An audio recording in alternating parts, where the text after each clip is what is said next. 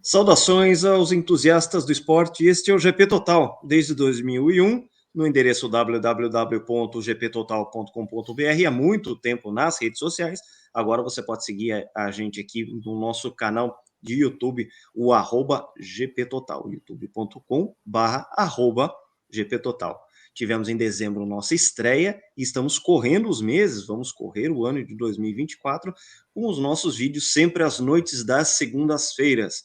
Em fins de semana de GPs, a gente fala sobre os GPs, né, fala o GP respectivo do domingo, ou então, em fins de semana que não tem GP, como é este aqui, a gente faz um negócio que a gente adora, que é resgatar histórias e pautas interessantes para que você sempre esteja aqui conosco, um canal que está começando e que já começa a ganhar adeptos. Então, desde já eu peço para que você deixe a sua curtida no vídeo, assine o canal, assine as notificações do canal e também espalhe para os amigos que agora o GP Total tem o seu canal no YouTube, youtube.com/GPTotal. Meu nome é Lucas Giavone, tenho mais uma vez aqui a companhia dos meus queridos João Carlos Viana, diretamente da capital do Ceará, cujo nome não vou proferir, e meu querido amigo Márcio Madeira da Cunha, da região serrana do Rio, Nova Friburgo, eu transmitindo aqui do interior paulista, na minha querida Sorocaba.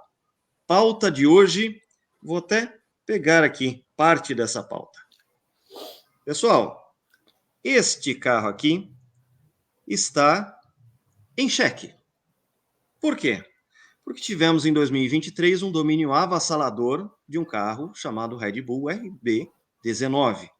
Esse carro que eu acabei de mostrar, McLaren MP44, não devia nem estar fazendo a apresentação, carro icônico, histórico da temporada de 1988, que aliás foi o capítulo de estreia, né, o episódio de estreia aqui do nosso canal no YouTube, para quem puder conferir também esse vídeo, não conferiu ainda, a gente falou muito sobre os 35 anos do primeiro título mundial de Ayrton Senna com este carro, e agora a gente teve a seguinte situação: McLaren MP44 ganha 15 de 16 corridas em 1988 e a Red Bull RB19 da dupla Max Verstappen e Sérgio Pérez ganha 21 corridas em 22 disputadas.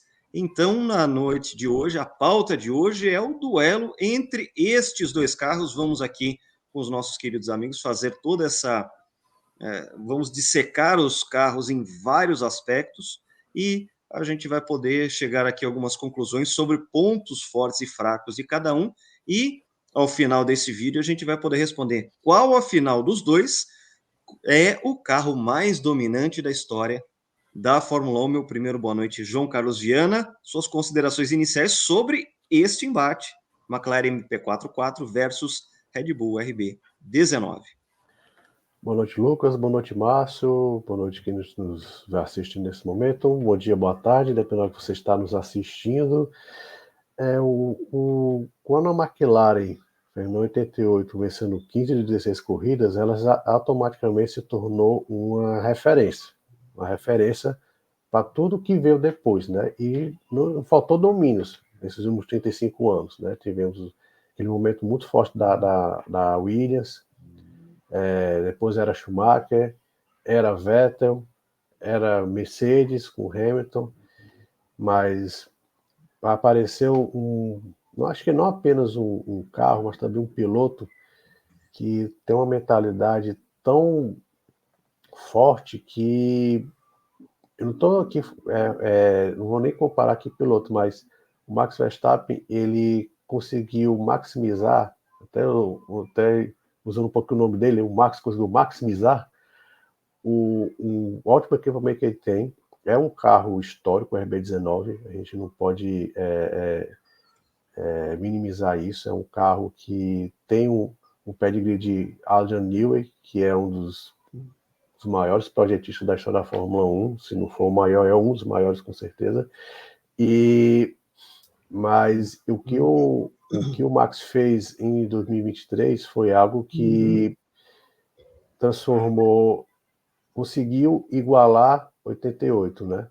Porque o Max, se em 88 foi 8-7 a favor do Senna. Em 23 foi 19-3.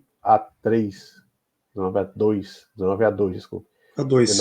19-2 para o Max Verstappen. Ele conseguiu 19 vitórias, ele conseguiu 88 mais 3 corridas de lambuja. Então foi um domínio realmente gigantesco que trouxe de volta o MP44, né? A gente já falou bastante sobre ele na nossa primeira live sobre os 35 anos do título do Senna, como o MP44 foi um carro muito superior à concorrência, e o RB19 também conseguiu uma frente às outras equipes que realmente impressionou. Mas eu coloco também muito na conta do Max. Basta olhar o que o Checo Pérez fez ou não fez durante um ano, né? Mas é um carro, sim, histórico, né? Mas a gente vai ter algumas pautas para a gente falar sobre essa comparação entre o MP44 e o RB19.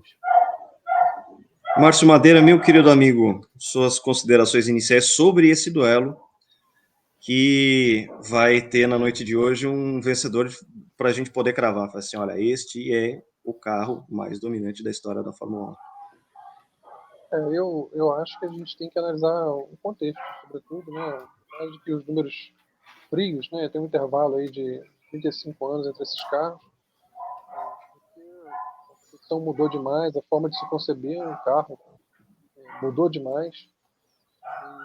E a gente tem que analisar isso. Se a gente quiser falar seriamente, assim, uma comparação séria sobre esses carros, a gente tem que levar em consideração a forma como, ao longo desses anos, você pode ir muito além do túnel de vento para poder conhecer o comportamento, previamente o comportamento de um projeto. A gente está acompanhando um cachorrinho aí que deve estar sofrendo bastante, né? Essa situação de cada um. Não estamos sozinhos aqui, né? Mas, somos enfim, 4 aqui hoje. Somos 4 hoje, estamos bem acompanhados aqui. Mas, enfim, o contexto mudou muito e a gente tem que levar isso em consideração. Hoje em dia você consegue simular muito mais em computador, né?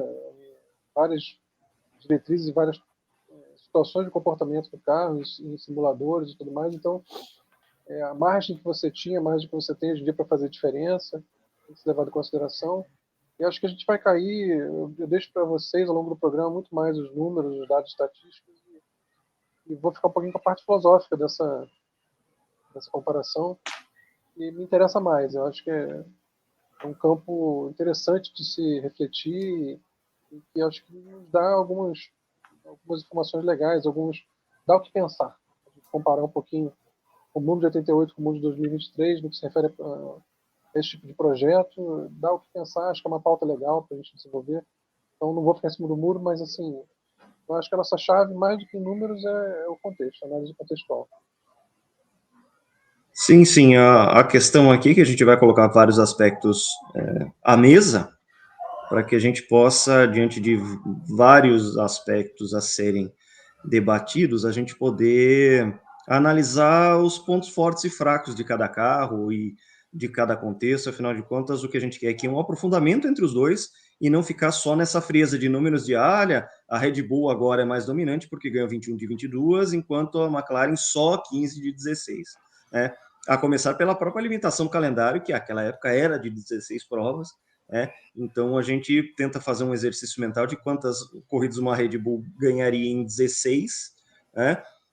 Ao mesmo tempo em que essa McLaren ganharia em uma temporada com 22 corridas. A gente pode começar a analisar essas variáveis por aí. Mas, Márcio, já que você falou de aspectos mais filosóficos, eu queria que você começasse com um dos aspectos que eu trouxe aqui para a nossa pauta, que é o duelo entre Adrian Newey versus Gordon Murray e Steve Nichols, os pais da 4-4. Queria que você falasse um pouquinho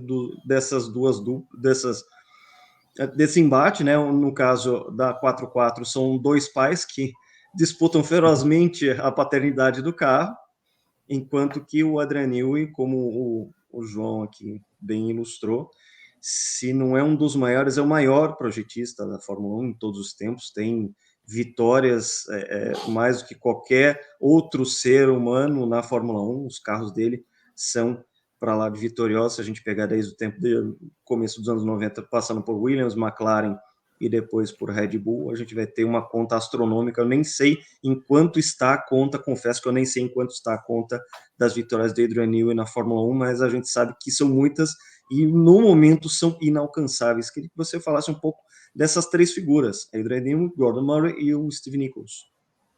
Bom, só para a gente finalizar um tópico que a gente já estava falando antes, sobre os números, né? A gente muitas vezes propõe as perguntas de forma errada, no meu entendimento. E a gente tem que olhar. O McLaren MP44 ele foi superado em algum momento? Ele não ganhou uma corrida, mas ele foi superado em algum momento? Ele não foi superado em momento algum. Sim, isso aí é fato. Isso é fato.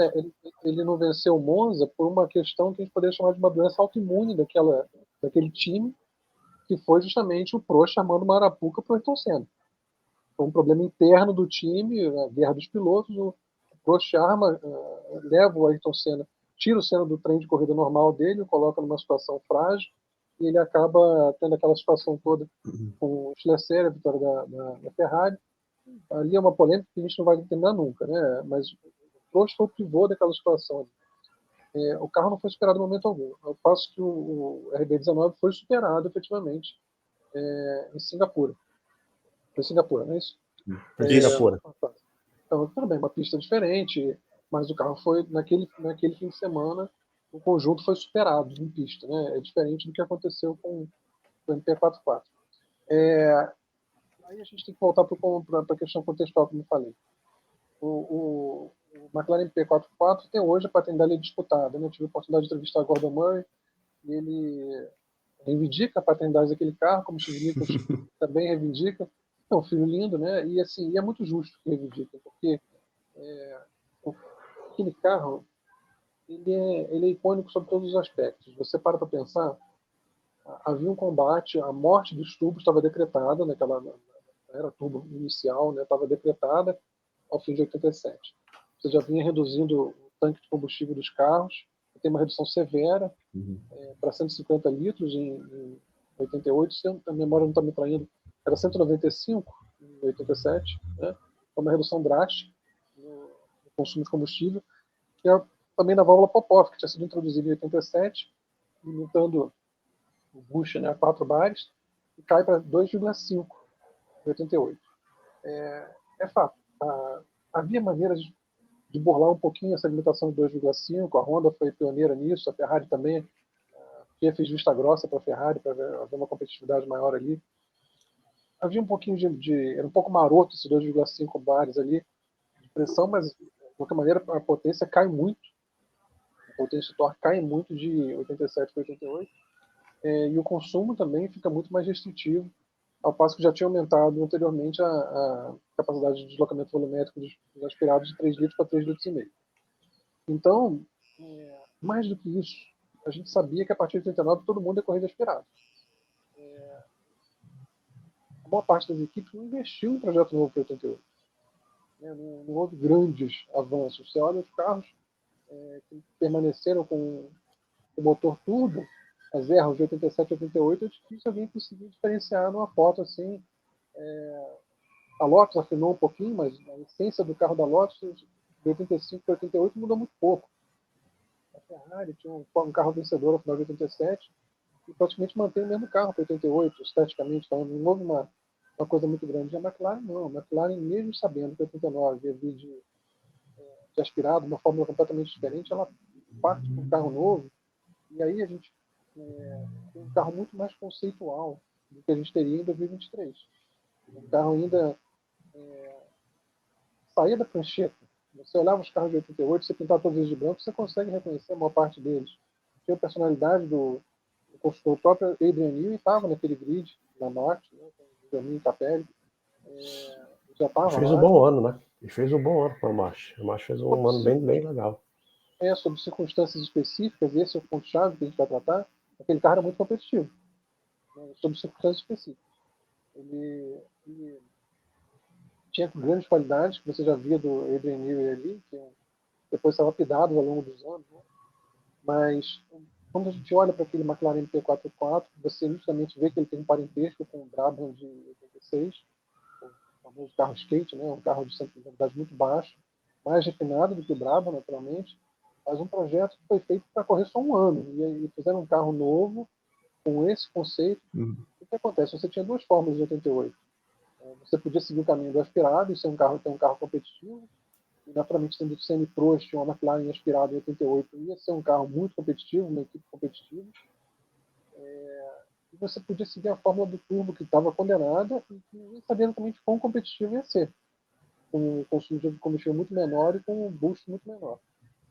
E aquele carro nos mostra que sim, o turbo ainda era naquele momento uma fórmula vencedora, uma fórmula muito superior, só que só uma equipe explorou esse potencial, de fato. Em termos de concorrência, o McLaren P44 teve uma concorrência muito mais fraca do que o Red Bull de 23. Isso precisa ser posto. Mas também tem mérito nisso. Porque, por que teve Coragem, tanta. né? A Por que teve coragem tanta da McLaren em investir, porque Ela teve você. vantagem justamente por isso, porque ela investiu. Continua, João. Você já pegou o fio da meada do que eu vou dizer, você pode Não, continuar. exatamente. O que eu ia dizer era exatamente isso. Os carros de 87 para 88, eles tinham, assim, dava aquela sensação que eu já comentei naquele vídeo do Senna, dava a sensação a boa parte das equipes pegou o carro de 87 e fez um remédio para 88 e bola para frente. A McLaren foi a única que foi realmente investiu num conceito novo, como o Márcio falou. É um mérito da McLaren daquele tempo, de 88, ter feito um projeto praticamente do zero, novo. Né? Havia um conceito do Gordon Murray que não deu certo em 86, que é o Brabham Skate, muito por problemas de lubrificação do motor BMW, né? Por causa de como ele ficava ajustado dentro da caixa do motor e deu muitos problemas. Mas ele investiu. O pessoal das outras equipes em 88, eles fizeram um projeto a médio prazo. Não, vamos deixar o 88 rolar, em 89 vamos investir. Né? E já em 2023, foi até interessante, quando houve a mudança do regulamento de 21 para 22, os carros, a volta do efeito solo, esses carros bem diferentes do que era na época do domínio da Mercedes, era até interessante com várias equipes, não, 21 vou deixar o carro para lá porque vou investir em 22. Eu até brincar, acho que deve ter uns 4 campeões, porque é todo mundo pensando em 22 e deixando o carro para lá. Não, quando mudar o regulamento vai ser tudo diferente, né? Não deixou de ser, né? A Mercedes ficou para trás, mas aí a Red Bull tomou as rédeas da Fórmula 1 desde então. Mas você não pode afirmar aqui que nem Ferrari e nem Mercedes, que foram as duas principais equipes as principais rivais da Red Bull, deixaram, cara, vamos pensar em 2024. Eles só pensaram em 2024 quando viram que a vaca tinha ido pro brejo, quando eles perceberam que a diferença do conjunto Red Bull Max Verstappen era tão superior que não valeria a pena ficar trazendo grandes inovações para 23, então vamos focar em 2024. Ainda teve a grande subida da McLaren, que também foi um fato bem. A gente está falando tanto em McLaren e MP44, o que a McLaren fez em 23 foi algo digno de aplauso. Né? Aquele era para o André Stella, o Zac Brown, fez um ano que a equipe brigava para ir para o Q2 para ser a segunda força em vários momentos. Então, como o Márcio falou, a concorrência em 23 para a Red Bull era mais forte do que a McLaren enfrentou em 88. Isso é fato. Mas como o Márcio também falou, nas 16 corridas a McLaren não foi derrotada assim, na pista, não foi derrotada em nenhum momento. E já em 23, e houve outros momentos, Singapura, mas a pista de Las Vegas, o Charles Leclerc ficou muito perto de vencer. O Charles Leclerc ficou uma coisa que ninguém esperava muito, né? Porque o circuito tinha um traçado novo, um traçado meio parecia um porquinho pendurado. E de repente eles fizeram uma bela corrida E não leva a esquecer, né? Foi uma corrida de rua à noite, lembrava muito Singapura.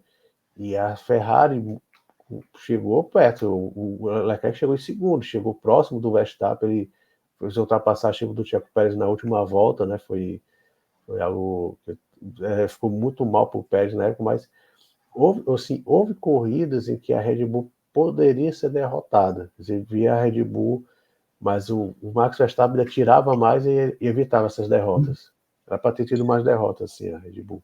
Eu acho que dá para a gente assim, dá para perceber que em 2023 a gente teve uma rotação entre as segundas forças, dependendo dos circuitos. Não só a Mercedes e Ferrari, que foram predominantemente no ano, mas a gente também teve situações em que, como você bem frisou, João, a McLaren foi segunda força, e a gente não pode esquecer também da Aston Martin como segunda força muito tempo Sim. com o Fernando Alonso. A Então a Schumacher gente barra teve Fernando Alonso. Né? Barra Sim, Fernando sim. Alonso. Barra Fernando Alonso, outra barra não existe, é só barra Fernando Alonso. A questão é que houve muito maior rotatividade entre essa segunda força. Isso me lembra um pouquinho o campeonato de 1984, em que a gente teve o domínio da McLaren, que ganhou 12 de 16 corridas naquela ocasião, mas que você tinha sempre uma alternância de segunda força. Ora era Brabham com o Piquet, que quebrou muito, mas era um carro muito rápido, ou então a Renault, que por pouco também não conseguiu vitória naquele ano, ou então a Lotus, sobretudo com a Hélio de Angelis, a própria Toleman com o Ayrton Senna, a Ferrari de Alboreto e Arnoux, a Williams, que chegou a vencer prova, aquela corrida em Dallas de 40 graus. Então, você tinha também essa questão de que a primeira força estava ali muito bem clara, né? Era a McLaren, tinha um melhor ritmo de prova, né? Não era um carro especialmente veloz em qualificação, mas em ritmo de prova era incomparável. E a gente tinha essa rotação entre equipes que ficavam ali duelando para ver quem era a melhor do restante do grid. Agora, isso aí aconteceu com muito menor intensidade em 1988. Então, realmente, nesse aspecto em particular, é um ponto relativo para a Red Bull, né? Ao mesmo tempo em que a gente enxerga, como foi destacado, que a McLaren investiu num novo projeto, era um novo chassi. A gente já falou naquele nosso primeiro episódio sobre os 35 anos do primeiro título do Ayrton. Era um chassi 15% mais eficiente que o MP4-3. A Honda fez um motor especialmente para 1988, não era uma versão 1987 melhorada, como foi a Ferrari, por exemplo.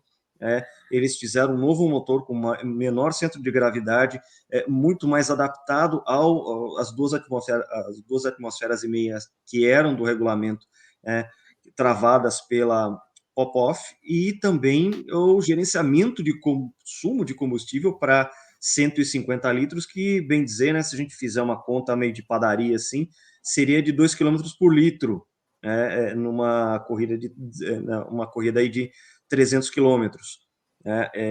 Então, tudo isso levou também a uma superioridade. Aí a gente lembra que a Lotus tinha o mesmo motor, mas fez um chassi terrível, que flexionava demais e que não permitia um acerto, que tomou 3 segundos em Imola, a gente falou sobre isso. A Ferrari tentando apostar que, como ela era o carro vencedor de 87, era só fazer uma atualização para 88 e ia vencer. Uma Williams que ficou sem motor, porque perdeu o motor Honda e apostou no motor Jude, que estava começando, mas que era um projeto com pouco investimento, não tinha grana para desenvolver aquele motor. Perdeu Não o que Piquet John também, né? Também perdeu não o Piquet, fosse. também fez diferença, sim.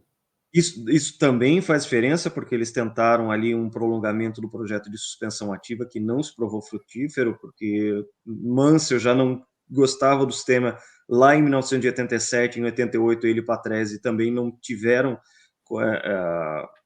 como desenvolver aquilo ali, e era um sistema que ficava pesado para um carro com motor com pouca potência.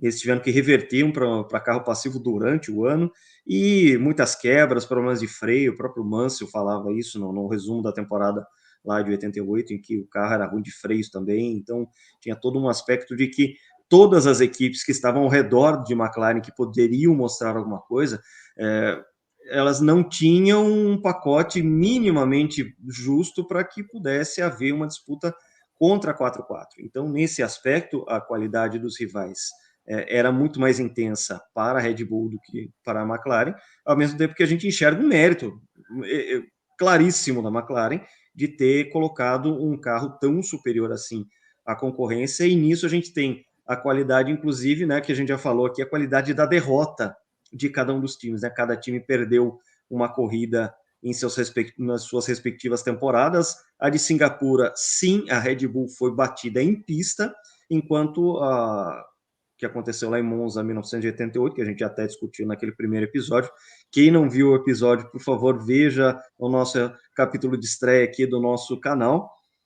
A gente teve essa situação em que o Ayrton caiu numa armadilha de Alan Prost, ficou sem combustível no final, teve que desesperadamente livrar distância para Gerhard Berger e Alboreto, que chegavam muito rapidamente com a Ferrari. Isso pode ter sido um fator determinante para que ele tenha encontrado o Jean-Louis Leclerc nas chicanes da reta dos boxes. Próximo aspecto que eu queria falar com vocês, né? A gente já falou sobre a qualidade aí das derrotas. Eu queria que vocês falassem um pouco da qualidade dos pilotos, porque nesse aspecto a gente teve duplas muito diferentes. Enquanto a gente teve talvez uma das duplas mais fortes da história da Fórmula 1 em Alain Prost e Ayrton Senna, a gente teve uma dupla absolutamente desequilibrada em Max Verstappen e Checo Pérez. João, queria que você começasse a falar e já passasse a bola para o Márcio para a gente falar um pouco sobre as duplas de pilotos desses dois carros icônicos e os aspectos que vocês puderem elencar. Eu vou falar um pouquinho mais de 2023, porque o que está acontecendo hoje na Fórmula 1 até a década de 90, principalmente na Williams, houve o domínio da McLaren, né? A McLaren venceu, entre 84 e 91, venceu em 8 campeonatos, venceu 7 pilotos e 6 de construtores, né? Houve um domínio sim, depois a Williams dominou. Mas a diferença é que antigamente as equipes apostavam tanto nos carros que colocavam, os pilotos mudavam, né? Não foram sempre os mesmos pilotos que estavam junto com McLaren e Williams nesse domínio. Quando virou o milênio e o Schumacher começou seu domínio, começou-se as equipes investirem muito em um só piloto. E nesse piloto, ela dependia todo o seu sucesso. Então, por mais que o Rubinho fizesse um bom trabalho, o Schumacher era o dono da equipe. Ele era mais rápido, obviamente, e era o dono da equipe. Então, as demais equipes meio que pegaram a fórmula da Ferrari e passaram a investir naquele piloto. Na Red Bull, no começo da década de 2010, o Vettel. Depois a Mercedes com o Hamilton, apesar de que o Nico Rosberg, acho que até de forma surpreendente, se levantou contra o Hamilton, mas quando o Nico se aposentou, veio o Bottas. O Bottas foi 2 vezes vice-campeão, meio que por contingência.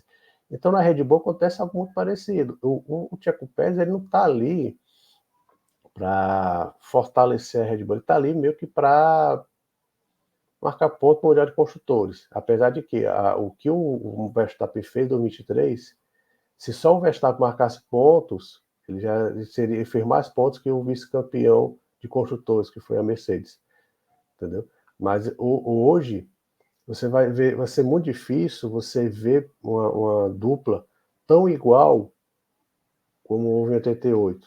Então, com diferença tão pequena. Como o Márcio falou no nosso citado vídeo de 88, nós tivemos muita sorte de ter visto Senna e Prost juntos pela McLaren, porque vai ser muito difícil repetir uma equipe, principalmente uma equipe muito forte, mesmo com a diferença abissal para os demais, como foi o caso da Red Bull, ela investir em 2 pilotos fortes. Ela vai preferir, até mesmo por questões de ambiente dentro dos boxes, investir apenas naquele piloto. Então, a Red Bull, desde quando o Verstappen chegou na equipe, no meio da temporada de 2016, ainda com 18 anos apenas, no Grande Prêmio da Espanha, ele venceu a primeira corrida que ele fez pela Red Bull, a Red Bull aposta cegamente nele. É tanto que se você vê a linha de pilotos que vão sendo destroçados pelo Verstappen não vou nem falar Red Bull, Helmut Marko é gigantesca. Alexander Albon, Gasly. Agora o Checo Pérez é só mais outro. Ele vai se sustentando por quê? Porque ele, bem ou mal, ele vai conseguindo alguns resultados, ele consegue vencer corridas, ele vai ao pódio. Mas ele é um piloto, ele claramente ele está ali, não, lógico, muito abaixo da pilotagem do Max Verstappen, mas o ambiente é muito pro Verstappen. Então, qualquer piloto que vá para lá vai sofrer. É tanto que quando a McLaren renovou com o Lando Norris essa semana, na gravação desse vídeo, foi anunciada a renovação do Lando Norris com a McLaren. Isso falou muito que o Helmut Marko gostava do Lando, que queria ver um dia o Lando junto do Max Verstappen. O Lando Norris falou, olha, o que eu vou ganhar em correr ao lado do Max Verstappen? Eu não tenho medo dele, mas ele tem tanto tempo dentro da equipe que vai ser muito difícil ele se igualar ao Max Verstappen em termos de ambiente da equipe. Então vai ser muito difícil alguém chegar na Red Bull e desbancar o Max Verstappen. A Max Verstappen é a aposta da Red Bull. Então por isso que a diferença foi tão abissal, como eu falei aqui, entre pilotos.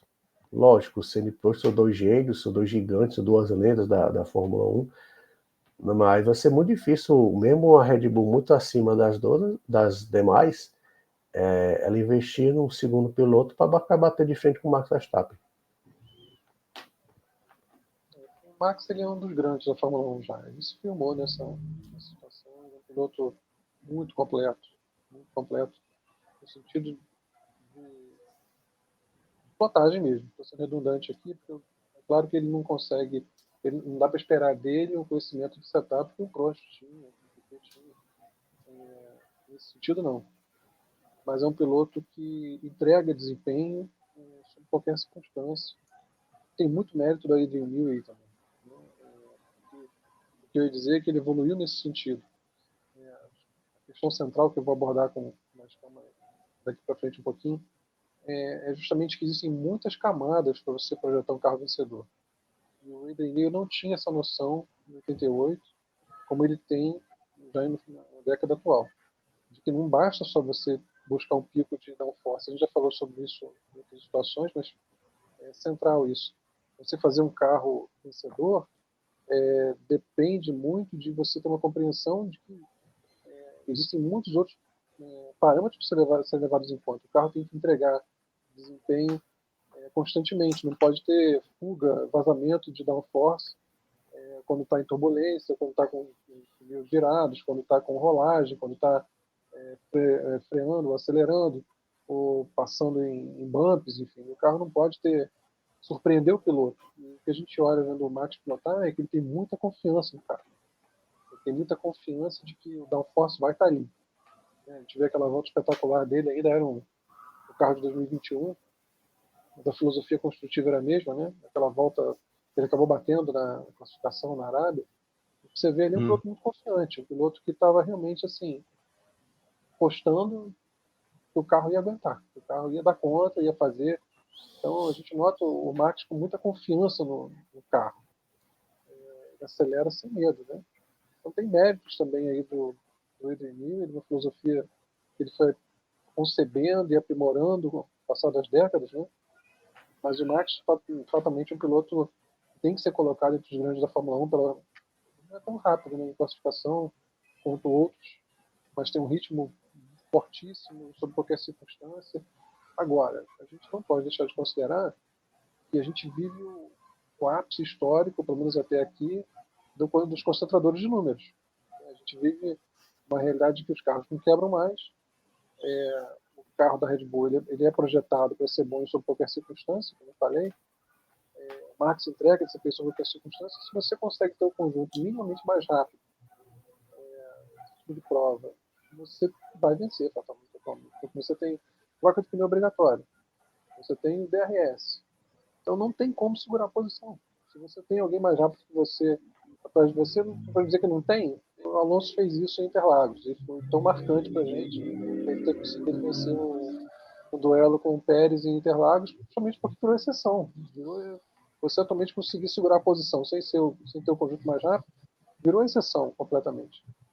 Então, os números do Max, 19 vitórias numa temporada, tem que ser muito contextualizado. É claro que ele tem méritos nisso, ele é outro que entrega, ele realmente é muito competente, muito, parece um robô, né? Ele sempre está entregando desempenho, sempre muito forte. Houve pilotos no passado que eram mais emocionais, o próprio Ayrton, mesmo o Schumacher, em várias situações, pareciam mais emocionais do que ele. Ele realmente entrega muito desempenho, mas o contexto tem que ser levado em consideração, né? A McLaren de 88 eram duas equipes em uma, a equipe Honda e a equipe McLaren. E você tinha aí o piloto Honda e o Prost, piloto McLaren. São dois primeiros pilotos ali, efetivamente. Um era o piloto Honda, um era o piloto McLaren. Então você tinha condição, tinha uma estrutura para dar condições iguais para eles competirem. E a gente foi feliz de ter visto aquilo acontecer. Então, era uma equipe mais completa, naturalmente, McLaren, com dois pilotos de instruções diferentes tão geniais, mas o Max deu conta de carregar essa equipe de uma forma impressionante ao longo de 2023, mas, claro, com todo o suporte desse contexto que concentra números demais. A gente estava falando antes de começar a gravação aqui sobre como ficou difícil entrar piloto em Fórmula 1 atualmente, e mais difícil ainda vencer. A gente está vendo vários grandes pilotos que estão passando pela Fórmula 1, alguns não estão entrando na Fórmula 1, os que entram muitas vezes passam a carreira sem ter chance de brigar por vitória. Antigamente era brigar por título, agora até brigar por vitória está ficando muito difícil. Está tudo muito concentrado. Não é só por ser uma equipe assim tão melhor que as outras. Na verdade, basta você ser um pouquinho melhor constantemente e você vai estar vencendo corrida. De novo, não tem quebra e não tem como segurar a posição. Sim, sim. Quanto ao Max, um aspecto bastante interessante que a gente vai observar nos próximos anos é como que ele se comporta como o cara que está no topo e vai virar a caça. Ele sempre teve a característica de caçador. Ele foi lá, ele encerrou o domínio, a hegemonia do Lewis Hamilton com a Mercedes, num ambiente ali, uma temporada 2021 que foi muito equilibrada.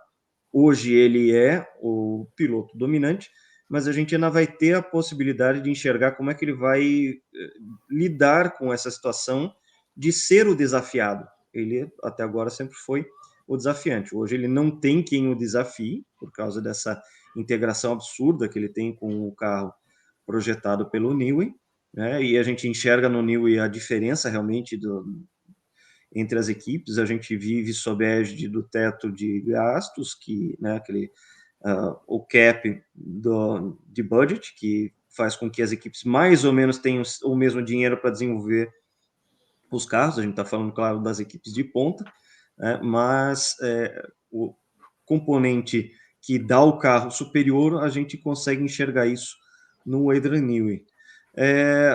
Eu queria falar agora um pouco sobre os pontos fracos de cada carro, se é que eles têm pontos fracos, né? A gente conseguiu enxergar pontos fracos na RB19, sobretudo na derrota de Singapura, mas eu queria que vocês falassem um pouco se vocês conseguem enxergar algum ponto fraco da McLaren P44. Né? A gente já falou um pouco sobre a qualidade das derrotas de cada uma, né, em que a McLaren, sim, nesse aspecto, ela apresenta um ponto muito superior ao carro da Red Bull, né, mas eu queria que vocês tentassem aí explorar a questão dos pontos fracos, e eu já posso até dar pintar alguma coisa para esse assunto, que é a questão de que a McLaren sofreu bastante, por exemplo, em circuitos mais travados, em que os aspirados teriam mais chance de incomodar, como foi, por exemplo, em Jerez, em 1988, como também na Hungria, em que se esperava até muito mais dos carros aspirados, mas que acabou sendo uma dobradinha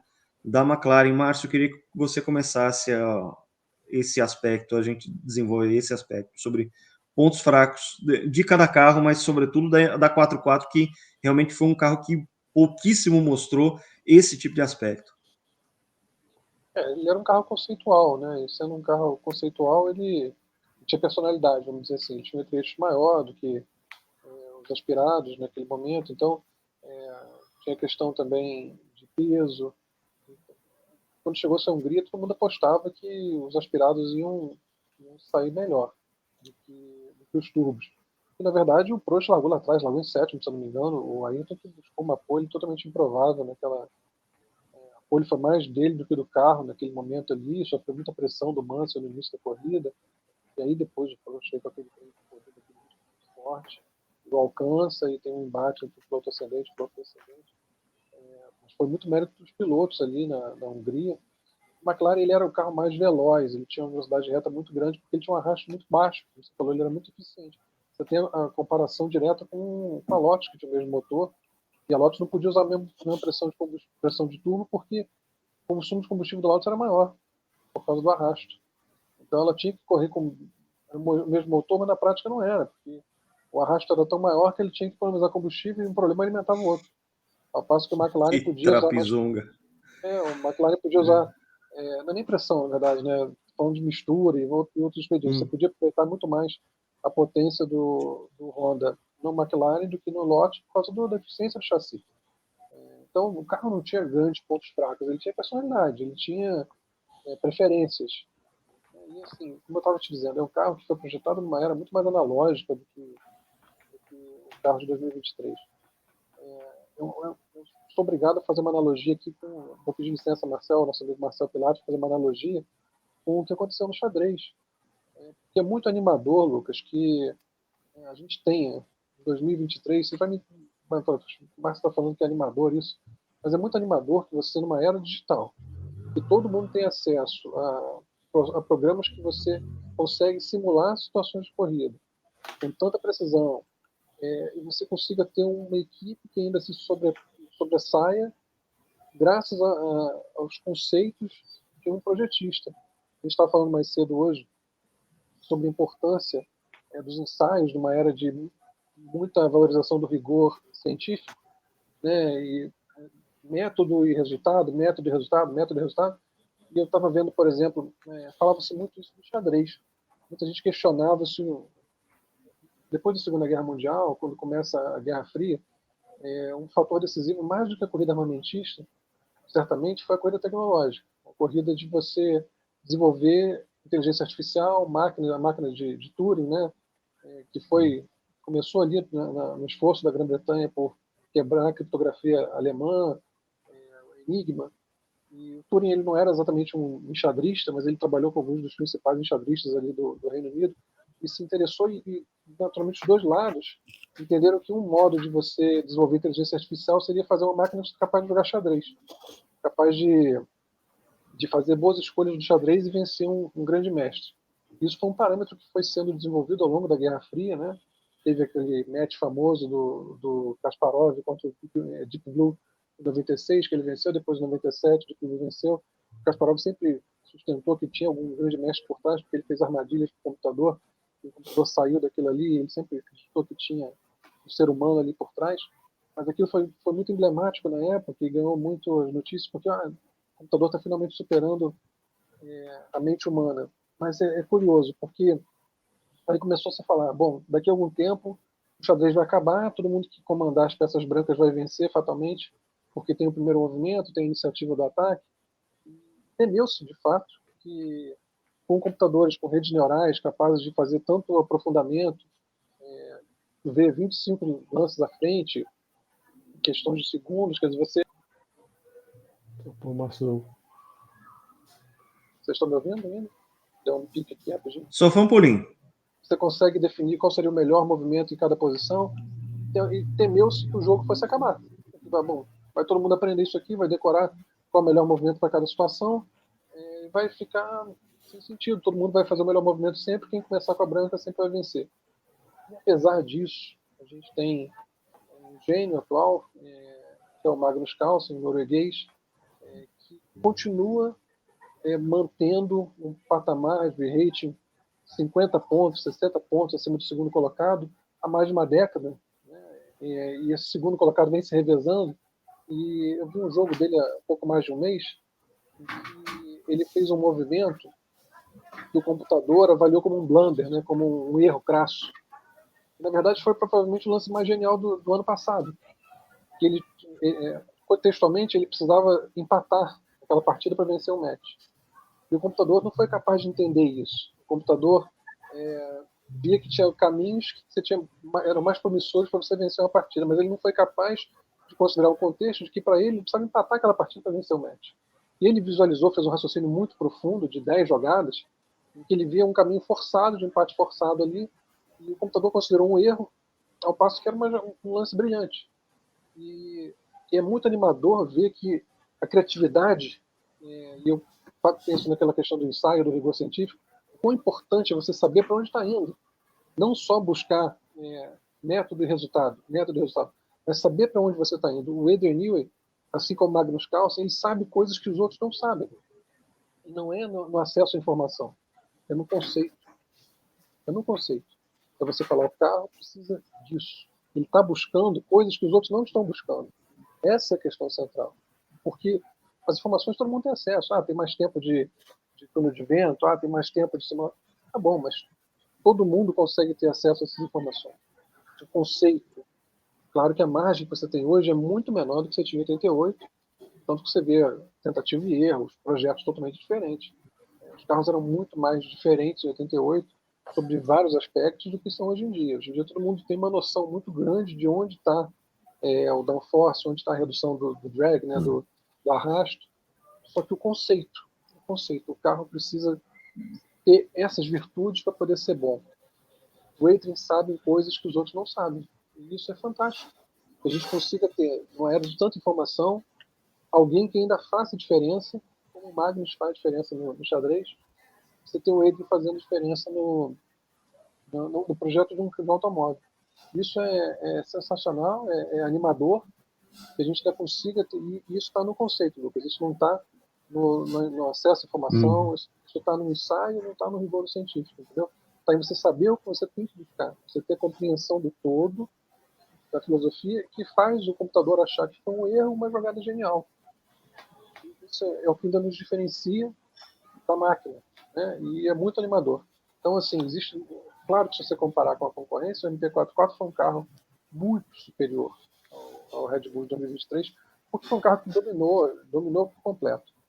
Mas você conseguir fazer um carro que, sob quase todas as circunstâncias, é superior à concorrência, mesmo que pouco, mas o suficiente para, na mão de um piloto completo, uma joia preciosa como a Max Verstappen, você consiga vencer praticamente todas as corridas, tem muito mérito nisso. Você conseguir, no momento em que toda a concorrência tem acesso a tanta informação, fazer um carro que, sob quase todas as circunstâncias, é um pouquinho melhor, é sinal de que tem um projetista ali que sabe coisas que os outros não sabem.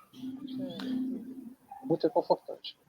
E o Newey tem um conhecimento que quase ninguém tem na Fórmula 1, que é o efeito solo. E talvez seja o único projetista que esteve na Fórmula 1 na primeira era do efeito solo. Isso também vai fazer uma diferença. Esse conhecimento que o Newey tem também tem a ver até mesmo na parte de experiência. Ele experimentou o efeito solo. Ele trabalhou na equipe Fittipaldi, né? No carro de efeito solo. E na Indy, trabalhou com carro semi-asa. Projetou carros semi-asa para dar marcha também. E são os carros atuais da Fórmula 1, né? O carro da Fórmula 1 é um carro semi-asa. Ele tem efeito solo, mas ele não chega a ser um carro asa porque ele não tem mini-style. Ele não veda lateral, ele tem um fundo projetado, veda lá no extrator ali, né? Ele veda naquela área restrita, mas ele não está vedando a lateral do carro. Então é um carro semi-asa. E é bem parecido o conceito com o carro que ele projetava na Indy 85, 86. Foi engraçado o episódio em que houve aí a proliferação do porpoising, né, lá em 2022, e aí perguntaram para o Newey, mas você previu que isso podia acontecer? Eu falei, claro que sim, eu já trabalhei com conceitos de carro de efeito solo e sabia que isso podia acontecer e fiz um carro que podia combater esse efeito, enquanto a gente via Ferraris e Mercedes e outros carros quicando loucamente no asfalto, a ponto de terem que fazer mudanças de regulamento, até muito por conta de lobby da Mercedes, que estava absolutamente perdida no conceito, e muito em parte o fim do domínio da Mercedes é porque ela errou os conceitos de regulamento para 2022, enquanto que o Adrian Newey já tinha previsto que coisas aconteceriam, coisas que surpreenderam muitos outros projetistas, ele já estava com tudo aquilo equacionado na cabeça. E claro que só essa questão dele ter feito um carro projetado que não tinha porpoising ou que atenuava demais os efeitos do porpoising, aquilo ali já foi um passo muito adiante, vários degraus à frente da concorrência para desenvolver aquele conceito.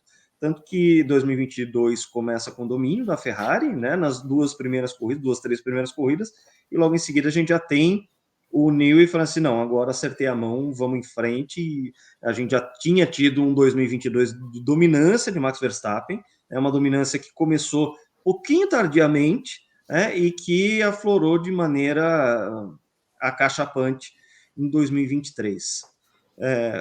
A gente já tratou sobre vários aspectos aqui, eu queria que a gente fizesse um feche em cima disso, as considerações que vocês têm entre esses dois carros, as considerações finais que vocês têm entre esses dois carros, para a gente poder cravar aqui o dominante de cada um de nós aqui sobre esse duelo entre a McLaren MT44 Red Bull RB19. João, comece você as considerações aí sobre esses dois carros e também qualquer aspecto que a gente não tenha tratado, que você tenha lembrado e que vale a pena a gente colocar aqui também na pauta.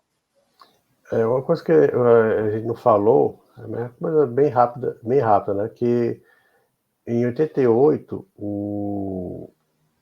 a Ferrari chegou a fazer uma primeira fila em Silverstone, né? Então, praticamente, a única equipe que ainda fez um pouquinho de frente à McLaren foi mesmo a Ferrari, muito de leve, né? Já em 2023, em Singapura, foi Ferrari, Mercedes e McLaren chegaram na frente da Red Bull. Né? Então, a Red Bull não foi derrotada por foi só uma boa corrida da Ferrari, não, foi derrotada por 3 equipes, né? Foi a quarta força, o Verstappen chegou em quinto naquela corrida.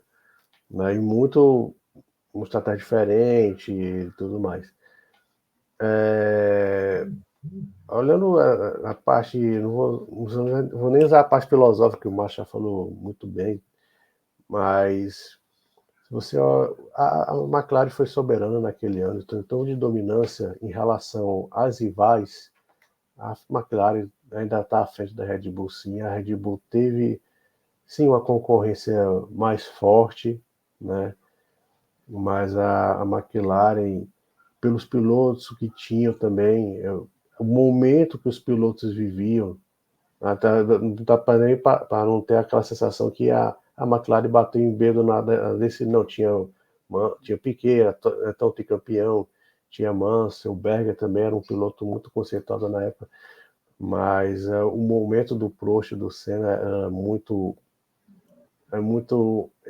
acima desses pilotos, e a dominância da McLaren foi, sim, superior, mesmo que se você olhar em porcentagem, né, se você dividir 15 por 16, 21 por 22, a Red Bull teve uma porcentagem maior do que a McLaren, mas a McLaren ainda assim foi mais dominante em 88 do que a Red Bull em 2023.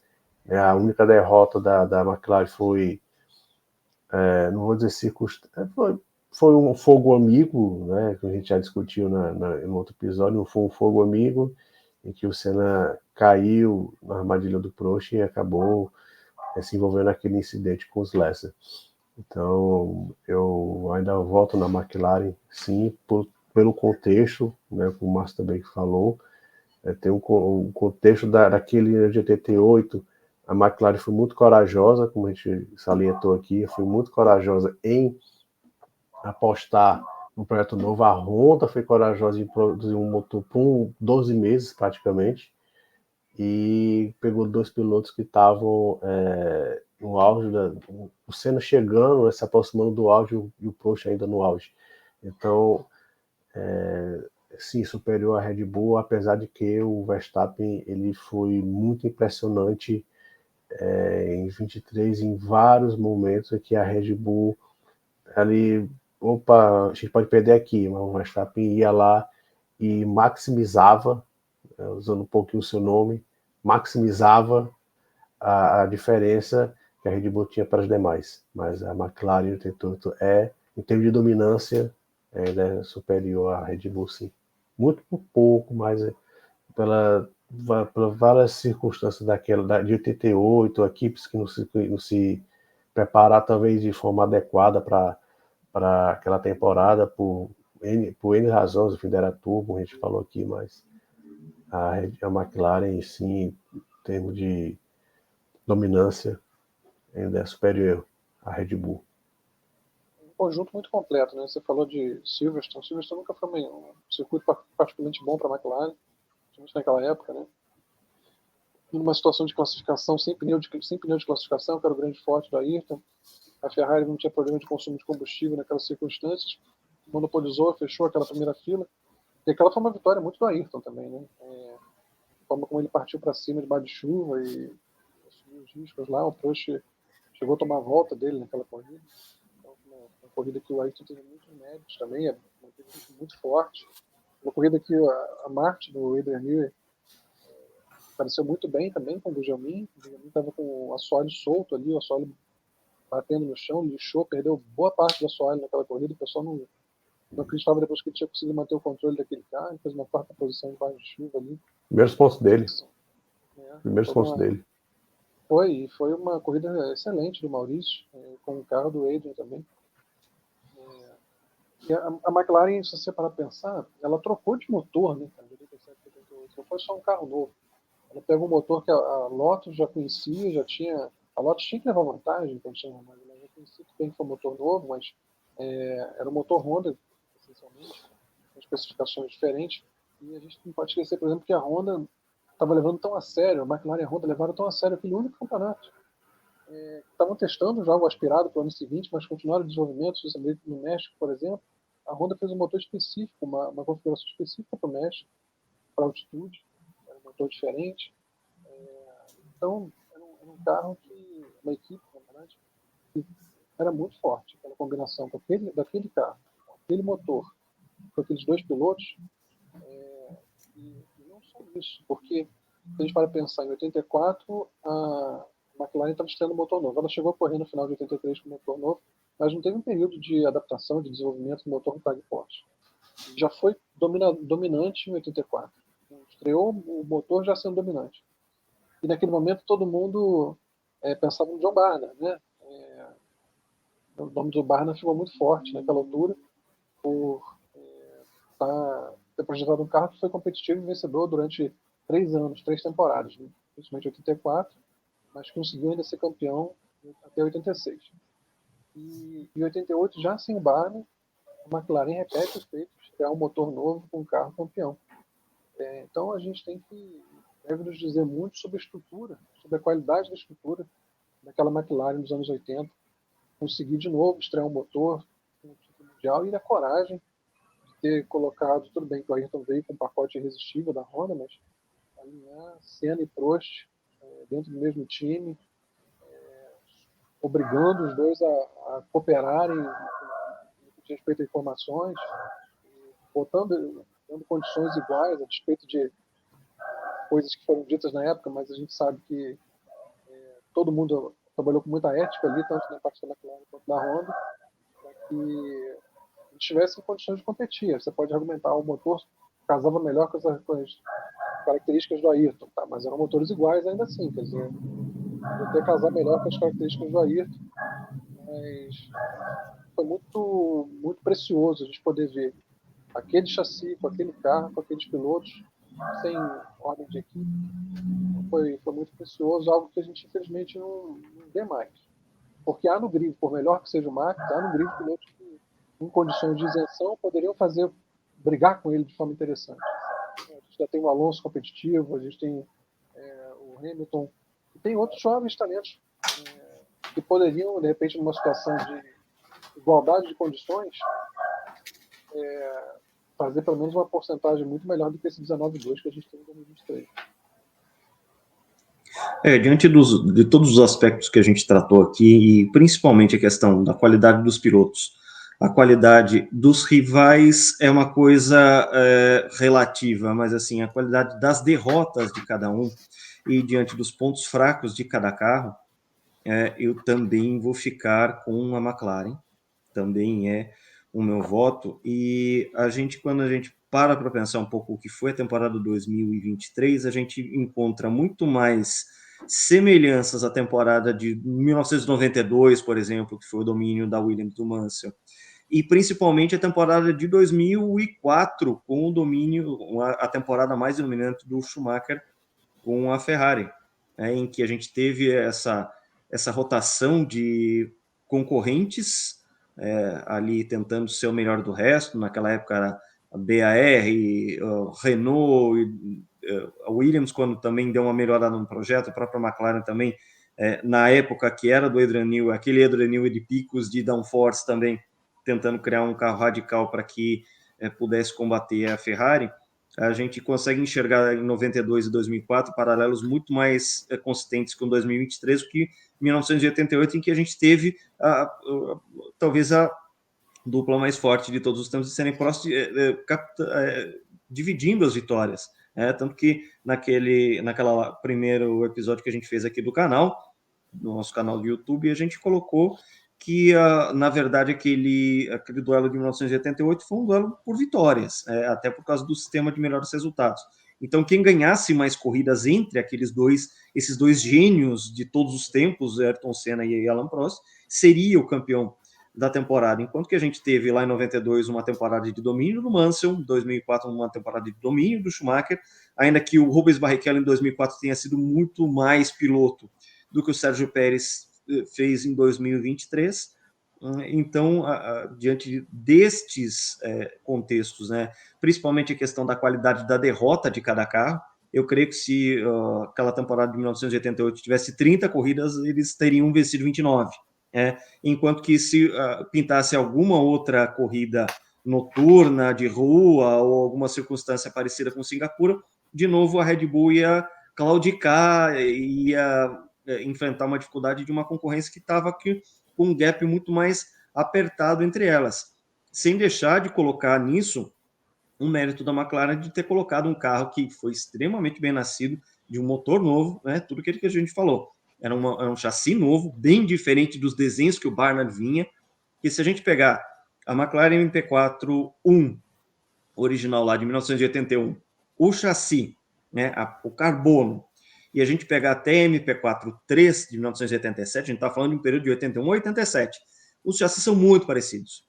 Muda a parte periférica, todo um aprimoramento. Aquele primeiro carro era a Ford Cosworth, depois o Tag Porsche, os aprimoramentos e refinamentos aerodinâmicos, principalmente quando ele fez a MP4-2, que era do Audi Prost lá de 84, que nasceu já com aquele ritmo de prova matador. Então, diante de tudo isso que a gente falou, e principalmente da questão da qualidade das derrotas, a gente viu uma Red Bull que foi realmente batida na pista lá em Singapura, enquanto que a McLaren MP44 não teve situações em que ela foi realmente ameaçada de perder uma corrida, principalmente por causa da força daquele carro e de ter dois pilotos geniais que poderiam avocar para si a responsabilidade de manter esse domínio. Eu continuo com a MP44.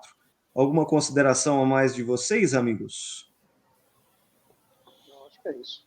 Acho que é isso também. E na verdade, eu vou uma corrida noturna na rua que a Red Bull quase perdeu, foi em Las Vegas, que até que a gente comentou aqui. Ali foi muito mérito do Verstappen. Sim, sim. É isso aí. Então, com essas considerações, a gente encerra aqui mais um desses vídeos aqui no nosso canal no YouTube, www.youtube.com/GPTotal. Quero agradecer demais aqui a participação dos meus queridos amigos João Carlos Viana, Márcio Madeira da Cunha, e mais uma vez reforçando. O pessoal também se manifestar nos comentários aí, o que eles acham. Claro, a participação de todo mundo aí é muito importante também. A gente vai começar aqui também a fazer a leitura dos comentários que forem enviados para a gente. Sugestões de pauta também são super bem-vindas, nossos canais das redes sociais estão abertos para isso. Os próprios espaços aqui dentro do YouTube também são passíveis aí de você poder se manifestar, dizer o que você está achando aqui, fazer a sua sugestão de pauta, e eu reforço o convite para acompanhar sempre a gente aqui, acionando as notificações do canal, curtir os nossos vídeos para que a gente possa ter um crescimento orgânico Somos um veículo de comunicação há mais de 20 anos, totalmente independente. A gente faz isso aqui porque a gente colabora, a gente tem todo um sistema colaborativo. Isso aqui é uma paixão, um entusiasmo que a gente tem de poder discutir aí o que a gente mais gosta, que é sobre o esporte a motor, fazer essas análises que são o nosso diferencial aqui como conteúdo, né? Este é o GP Total. Agradeço mais uma vez aí a audiência de vocês, acompanhar a gente e que continuem acompanhando. Um abração a todos e até a próxima.